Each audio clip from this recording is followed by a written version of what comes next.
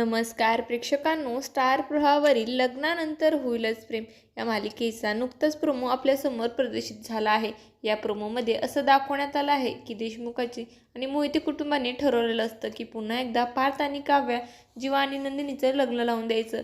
लग्नानंतर प्रेम झालं आणि आता प्रेमानंतर पुन्हा यांचं लग्न होणार आहे.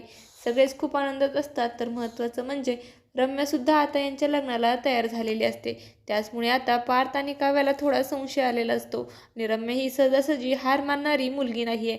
तर रम्या फक्त मुद्दाम असं दाखवत असते की पार्थच्या लग्नापासून खुश आहेत. खरं तर तिला पार्थ आणि काव्याचं लग्न होऊनच द्यायचं नसतं. गुरुजींनी जेव्हापासून रम्याला सांगितलं की तू आणि पार्थ लग्न मंडपात उभे आहात, पण यापुढे काय होणार हे रम्या ऐकूनच घेतलं नाही. कारण गुरुजी यापुढे काहीतरी सांगणार होते. त्यांनी सांगितले नाही, तुझं आणि पार्थचं लग्न होणार. त्याचमुळे लग्न मंडपात आता काव्याऐवजी तिथे रम्या आलेली असते. काव्य आणि रम्याने आता दोघींनाही सेमच कपडे घातलेले असतात. त्यामुळे लग्न मंडपात सगळा गोंधळ उडतो.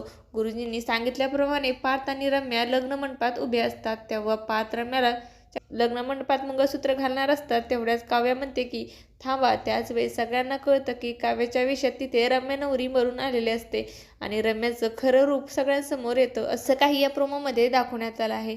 तुम्हाला जर आपला व्हिडिओ आवडला असेल तर चॅनलला लाईक, शेअर आणि सबस्क्राईब करायला विसरू नका. धन्यवाद.